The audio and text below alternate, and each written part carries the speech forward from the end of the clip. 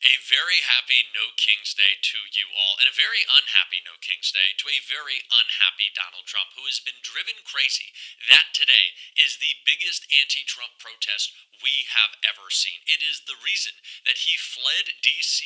for Mar a Lago to try to stay away from the protesters, but it isn't working because Donald Trump's golf trip, his little retreat from seeing everyone who hates him, was blown up by No King's Day, and it is making him die inside. We are going to get into it all, but before we do, if I could quickly ask you to leave a like on this video, and if you haven't already and you enjoy our channel, to hit that subscribe button because it goes a long way in supporting our work. Now, before we get into Donald Trump, oh so sad about No King's Day and blowing up his golf trip, I want to start with someone who talked about why today is so important, and that was Jessica Tarlov right here. Sure, they certainly have rounded up some bad hombres, and I think if you attack a police officer, then you should be taken in and also get your due process rights. But we also know there was a ProPublica investigation that more than 170 Americans have been detained by ICE, with 20 held for more than a day without being able to contact their lawyer or a loved one. And that's what the No Kings protest is about. Donald Trump says, I'm not a king, and yeah, we get it, you're not a king. You wish you were a king, and you're running this administration as if you should have those kinds of rights.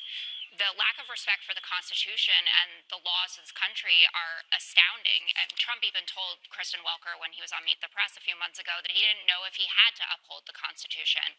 And in preparation for today's show, I just wanted to go over a few of the things that people who are going to be out there on the streets peacefully protesting are upset about. Starting with the basics, signing an executive order to do away with birthright citizenship, which is literally in the Constitution, sending troops into blue cities, Oh, you mean unilaterally implementing tariffs, which Congress gets to do.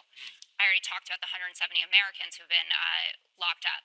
Cracking down on the First Amendment, detaining students for op-eds you don't like, targeting law firms, universities, reallocating funds appropriated by Congress to fund your big ICE force, firing inspectors generals that are looking into your friends like Elon Musk, making billions off of crypto scams, and your kids are running all over the world making deals. And the Trump administration has defied 1 in 3 judges that have ruled against him.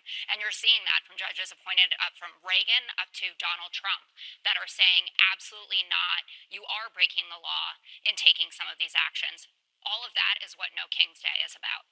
This is not a creeping authoritarian movement. This is an authoritarian in the White House. Donald Trump is stripping Congress of their power and doing it pretty easily, considering that Mike Johnson and John Thune are just his little bitches and they have no backbone and they won't stand up for what is supposed to be their job. But Donald Trump wants us so afraid of his authoritarian project that we just capitulate and allow it to happen. If we give in to Donald Trump like ABC did for a second there until they heard from us, like Columbia did, like law firms across the country did, like every business leader who is just, it's just so disgusting to watch these spineless guys bend the knee to Trump, then he wins. If we are scared, that is the greatest fuel for the fire of this authoritarian project. But we're not scared, even though MAGA is trying to intimidate us like with lies like this.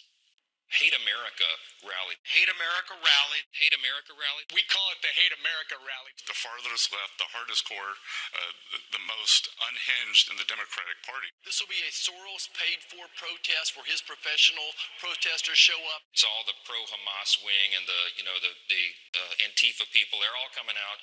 This is what the MAGA media, this is what the MAGA talking heads, that they want you to believe. They want you to believe that this is a hate-filled rally. They want you to believe that this is not going to do anything, but it is because it's driving them crazy, and it's not a hate-filled rally. That's what Donald Trump does. They want you scared. They want you intimidated, but it's just not going to happen. People are already turning out en masse. You might be watching this at a No King's Day protest. I am going to record this video, edit it, publish it, and then get out there myself. I got some fun interviews coming later today, but I cannot wait to see y'all. But Donald Trump, that doesn't make him happy, because he had this to say about No Kings. More than 2,000 people expected across the country protesting. I spoke with the president in the Oval Office yesterday about that. Watch. Mr. President, do you think that the government shutdown is all about this rally that's happening this weekend, the No Kings rally? No, I mean, some people say they want to delay it for a king. This It's is more not a than that. kink. You know, they're referring to me as a kink. I'm not a kink. Right. No, but just so that Chuck Schumer could go and say, I'm fighting Yeah, Trump. well, Chuck is, at the end of the line. He's being beaten by everybody that they poll against. I don't think it matters to him. I think he's just so dead that he'll do anything. They made one mistake. They didn't realize that gives me the right to cut programs that Republicans never wanted. Giveaways, welfare programs, etc. And we're doing that, and we're cutting them permanently. We're cutting a $20 billion project that Schumer fought for 15 years to get, and I'm cutting the project. Donald Trump wanted to spend the day at Mar-a-Lago, then he wanted to go golfing. He didn't want anyone to bother him, but that is not what's happening. Because in South Florida right now, in the conservative area around Donald Trump, protests all over the place. In every city, every town, every state, no matter where you are in America, there is a No Kings Day protest happening right now. I hope you are watching this video at a No Kings protest. Honestly, I want y'all to watch these videos, but I hope you're not. I hope you're just out talking to people, giving people big hugs, telling them how much you fucking hate Donald Trump, and sharing in some community, because that is what today is about. I really cannot tell y'all how excited I am to get out there, to join in this fight, to be with y'all, to build this community, because that is what it is about. They want us deprived of our joy. They want us scared. They want us isolated. That is not what we are giving them today. We are giving them hell, and we are making fun of them. We are getting out in frog costumes. We are calling Donald Trump a fat orange fuck. We're calling Stephen Miller a little bald ghoul. We're going to make fun of them. We're going to intimidate them. We're going to hit back, and we're going to keep winning. Because Donald Trump has been losing all the time. He wants you to think that that's not the case, but it is. All Donald Trump does is lose. And Rachel Maddow gave us a little insight to some of those losses he's been taking lately right here. These likely massive protests tomorrow are coming at a time of pronounced weakness for him and his administration. And I think the mainstream media doesn't always talk about this. I think one of Trump's great geniuses, one of the things he's actually truly great at, is getting the media to cover things he wants them to cover. Even if he can't always get the kinds of coverage that he wants, he can almost always get the topics covered that he wants. And so, because of that, I think some of the ways in which he is at a profound moment of weakness in his presidency have just kind of slipped by and not made the headlines.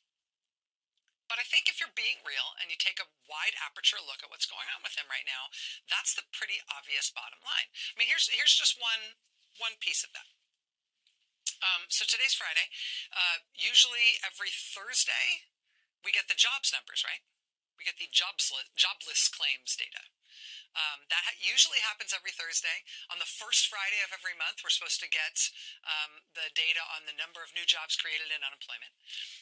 We're not getting that now, apparently because of the government shutdown. The first Friday after the shutdown started, they reportedly had that jobs report ready to go and they could have released it, but they didn't for some reason. That's not exactly a sign of strength. Private sector job indicators around the same time, payroll data and stuff, indicated that the jobs numbers right at the start of the shutdown might actually be horrific numbers. And so who knows, maybe that influenced Trump's decision about not allowing that data to be released, even though they had it right at the start of the shutdown. We'll never know, right? Before the shutdown, Trump fired the head of the Bureau of Labor Statistics when the jobs numbers started looking really bad. Well, now Trump has quietly withdrawn the nomination of the guy he picked to replace the head of the Bureau of Labor Statistics. He's withdrawn that nomination and nobody new has been named for that job. Trump has also quietly just withdrawn his nomination for the person he wanted to put in charge of veterans benefits at the VA. That nomination has been pulled as well. Trump has also quietly just withdrawn his nominee for a senior oversight position at HUD. That nomination's been pulled as well. Trump has quietly just withdrawn his nomination for the person he wanted to be ambassador to Serbia. That's gone now too. Trump has quietly just withdrawn his nomination to lead the CFTC, the Commodity Futures Trading Commission. That nominee then posted online about Trump donors telling him to, quote, rectify, meaning spike, a CFTC case against them, against the Trump donors. He says he refused to do that, and he says that's why his nomination was pulled. Trump's deputy White House chief of staff just quit and left. The chief of staff to Attorney General Pam Bondi just quit and left. They just removed the 25-year-old Fox News producer. They put in charge of the commission that's supposed to run the America's 250th birthday celebration. How come all these people are being pulled? How come all these nominations, controversial for one reason or another, are all just being yanked? Can't stand the bad press? Can no longer take it, political capital-wise, to have unpopular or problematic nominees pushed through the news cycle? You don't feel strong enough to bear that brunt anymore the way you used to? Today, this was a large protest on the lawn at the main campus quad at the University of Virginia. This was the protest there today with students and faculty and staff telling the UVA administration that they should refuse to sign this deal with the devil compact with the Trump administration to supposedly get special preferences in federal funding if you agree to Trump's ideological strictures on your academic freedom. This was the protest today at UVA, telling the UVA administration, don't you dare, do not sell us out, don't you sign that thing. This was today. And then this, tonight, was the statement, in fact, released by UVA's president, saying, okay, we're not doing it. We have told the Trump administration no. Remember when it was just Harvard standing up and all the other universities were too intimidated to say no? Well, now even the ones that caved before or that signed deals before with Trump, places like Brown University, even those schools have now learned that maybe signing deals with Trump is not a good idea.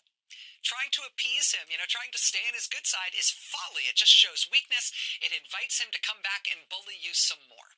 And so, in quick succession, we have seen MIT and Brown and Penn and USC and now UVA as well. They've all told the Trump White House, no, we're not doing it. We're not signing on to your little compact to restrict our academic freedom and our ideological freedom of movement in order to try to keep you happy. No, we are not doing it. We have learned our lesson. Forget it. Donald Trump is not the big, scary, unbeatable monster that he wants you to think he is. It's just not the case. He's going to continue to lose in court. He's going to continue to lose to us. His golf games are going to continue to get blown up by our protest. Everywhere he goes, he will hear us shouting him down. And he will take those tiny little fingers of his, the Truth Social, to whine and attack us, but he's really just showing off his insecurity. So get out there today and keep on fighting. We're going to be doing so on this show, and if you want to support that, as always, you can hit that subscribe button, leave a like on this video. If you stuck around to the end, drop a blue heart in the comments. Keep on fighting. Don't let him silence you. And until next time, I'll see you soon.